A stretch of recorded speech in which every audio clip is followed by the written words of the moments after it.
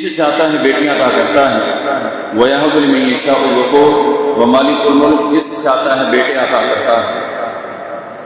أَوْ يُصَوِّرُهُمْ ذُكْرَانًا وَإِنَاثًا وَمَالِكُ الْمُلْكِ جسے چاہتا ہے بیٹے اور بیٹیاں عطا کرتا ہے، وَيَجْعَلُ مَن يَشَاءُ عَقِيمًا وَمَالِكُ الْمُلْكِ جو دینے پر قادر ہے، کسی کو کچھ بھی نہ دے، بانچ کر دے، کسی کو پوچھنے والا نہیں۔ بے شمار درود و سلام امام الانبیاء، امام الرسول، خاتم الانبیاء، خاتم الرسول، امام القبلتین، سید الثقلین، جد الحسنین، امام الہدیٰ، قدر الورا، بدر الہدیٰ، شمس الضحیٰ، آپ کی اور میرے رہبر، رہنما، پیشوا، مقتدیٰ جناب محمد رسول اللہ صلی اللہ علیہ وآلہ وصحبہ وسلم کے لیے۔ عزیزان گرامی، مسلسل خطبات جمعہ مبارک میں اصول الدین کے اوپر میں گفتگو کر رہا ہوں، آپ سماعت کر رہے ہیں۔ دین کے 3 اصول ہیں جو بنیادی اصول ہیں، جن پر اللہ کے نبی صلی اللہ علیہ وسلم نے بہت زیادہ زور دیا ہے، اور جو نبوت کا مقصد تھا وہ بھی یہی تھا کہ یہ سب چیزیں لوگوں کو باور کروائی جائیں، جس میں توحید سر فہرست ہے۔ توحید کے بعد رسالت، اللہ کی یکتائی، اور نبی صلی اللہ علیہ وسلم اللہ کے آخری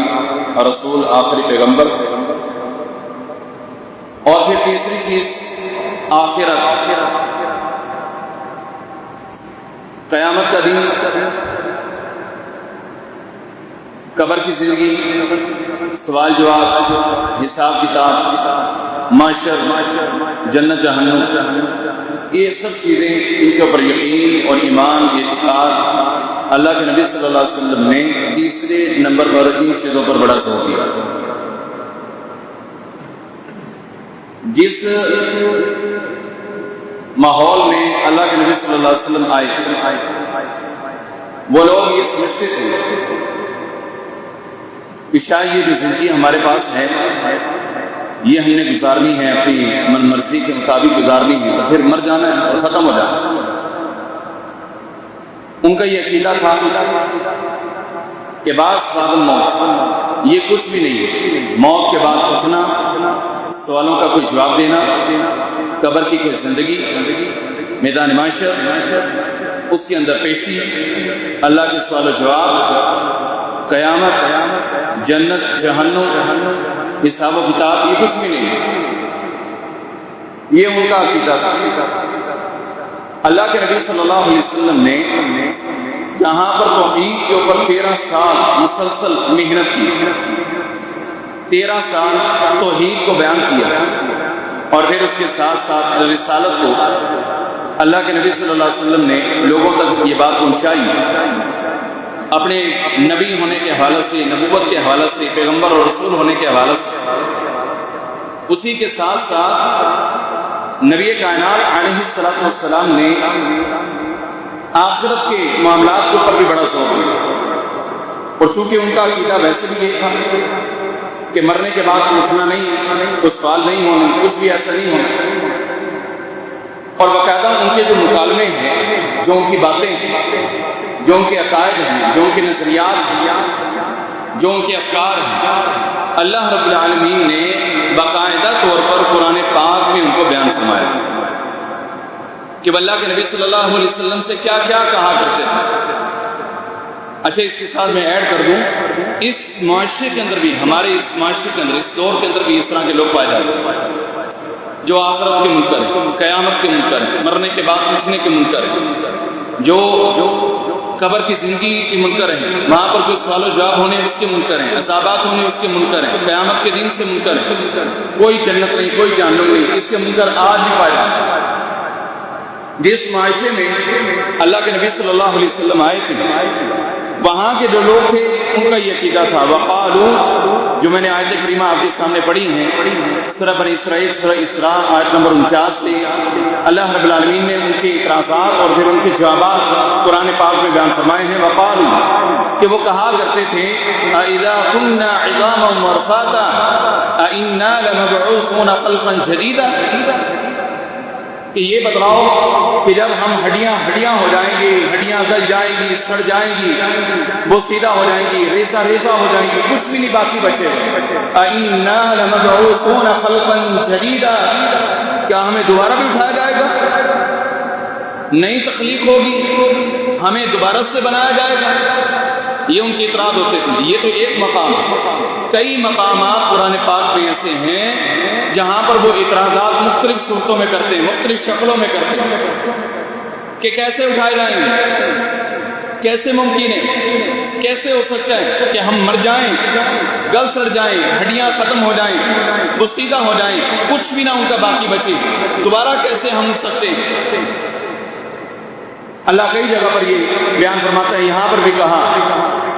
کہ یاد رکھو جس نے تمہیں پہلی مرتبہ پیدا کیا ہے اور اس کے اوپر وہ مشکل نہیں تھا، وہ دوسری مرتبہ تمہارے پیدا کرنے کے اوپر بھی قادر ہے۔ اس نے تمہیں پہلی مرتبہ جب پیدا کیا تو اس کے اوپر گرا نہیں تھا، اس اللہ کے اوپر کوئی مشکل نہیں تھا، اس نے کہا کن ہو جا تو وہ ہو گیا، اس نے کہا پیدا ہو جا تو پیدا ہو گیا۔ اگر پہلی مرتبہ وہ پیدا کرنے کے اوپر قادر ہے، سورہ یاسین کے اندر اللہ رب العالمین یہ نقشہ کھینچ رہے ہیں، تو پہلی مرتبہ جو ذات پیدا کرنے پر قادر ہے، دوسری مرتبہ پیدا کرنے پر وہ قادر کیوں نہیں ہو سکتی؟ کیسے نہیں ہو سکتی؟ عام انسان ہے، چیزیں بہت ساری ہم استعمال کرتے ہیں، بہت ساری۔ یہ موبائل لے لیں، یہ ایک ایجاد ہے جس کا پہلے وجود نہیں تھا، وہ وجود میں آیا تو اسی ایجاد کا آ گیا۔ جس بندے نے پہلی مرتبہ یہ پیدا کیا ہے، اس کو بنایا ہے، اس کی تیاری کی ہے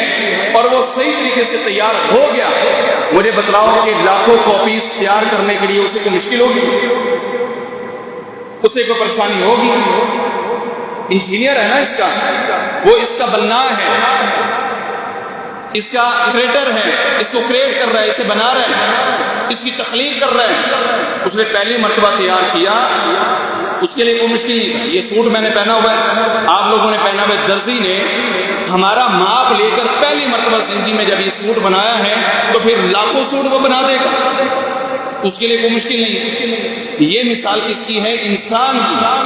یہ مثال کس کی ہے؟ انسان کی، کہ انسان ایک چیز بناتا ہے